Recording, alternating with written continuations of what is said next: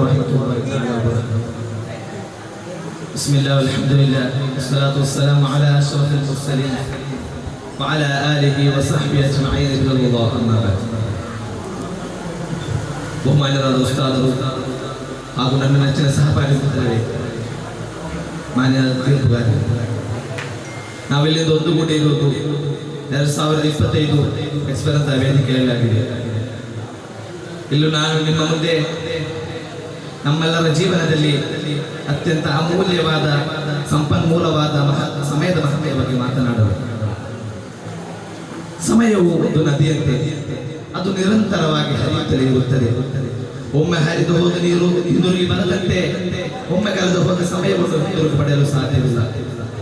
ನಾವು ದಿನನಿತ್ಯ ಚಟುವಟಿಕೆಗಳಲ್ಲಿ ಮುಳುಗಿರುವಾಗ ಸಮಯವು ಎಷ್ಟು ವೇಗವಾಗಿ ಹರಿದು ಹೋಗುತ್ತದೆ ಎಂಬುದನ್ನು ಆಗಾಗ ಮರೆತು ಬಿಡುತ್ತೇವೆ.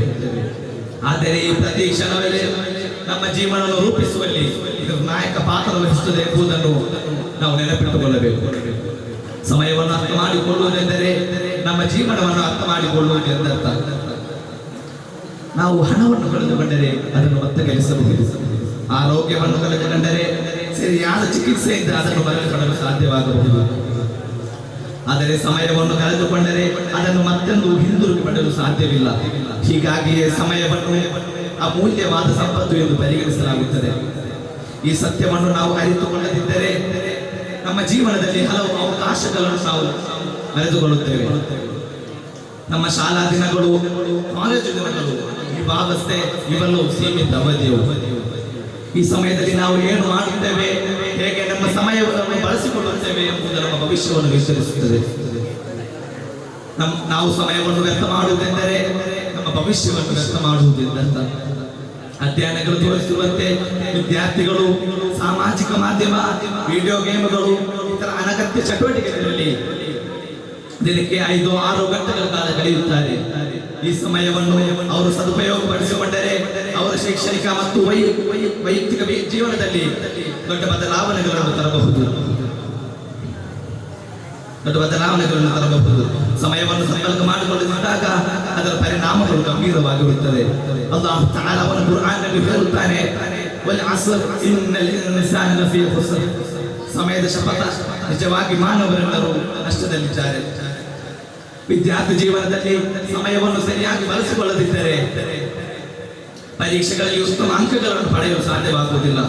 ಹೊಸ ವಿಷಯಗಳನ್ನು ಕಲಿಯಲು, ಕೌಶಲ್ಯಗಳನ್ನು ಬೆಳೆಸಿಕೊಳ್ಳಲು, ಸೃಜನಾತ್ಮಕ ಚಟುವಟಿಕೆಗಳಲ್ಲಿ ತೊಡಗಿಕೊಳ್ಳಲಿರುವ ಅವಕಾಶಗಳು ಕಳೆದುಕೊಳ್ಳುತ್ತವೆ.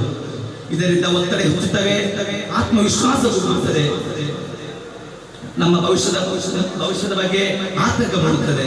ಕೇವಲ ಶೈಕ್ಷಣಿಕವಾಗಿ ಮಾತ್ರವಲ್ಲ, ನಮ್ಮ ವೈಯಕ್ತಿಕ ಜೀವನದಲ್ಲೂ ಇದರ ಪರಿಣಾಮ ಬೀರುತ್ತದೆ.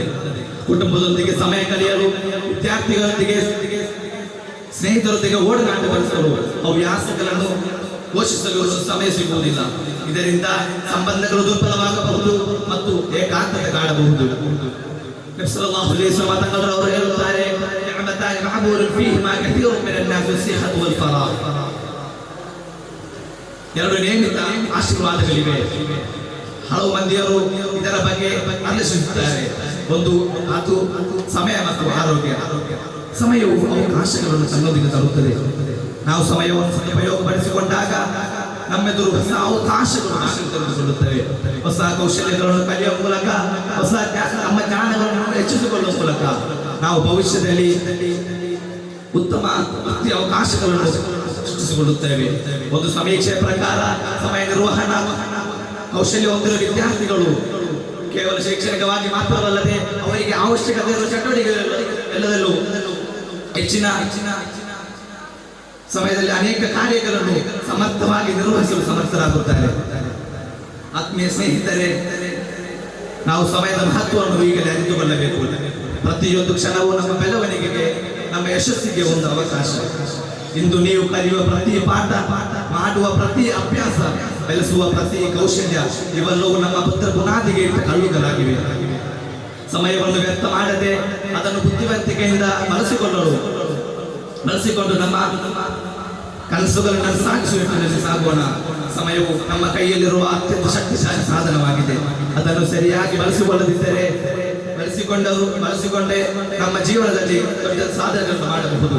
ಅಲ್ಲಾಹು ತಾಲ ನಮಗೆಲ್ಲರಿಗೂ ಸಮಯವನ್ನು ಅರ್ಥಪೂರ್ಣಕವಾಗಿ ಬಳಸಿಕೊಳ್ಳಲು ಮತ್ತು ಜೀವನದಲ್ಲಿ ಹಲವು ಅವಕಾಶವನ್ನು ಅಲ್ಲಾಹು ತಾಲ ತೌಫೀಕ್ ನೀಡಲಿ ಎಂದು ಪ್ರಾರ್ಥನೆ ಮಾಡುತ್ತಾ ನನ್ನ ಭಾಷಣಕ್ಕೆ ವಿರಾಮ. ವಾಹನ ವಅಲೈಕುಂ ವರಹಮತುಲ್ಲಾಹಿ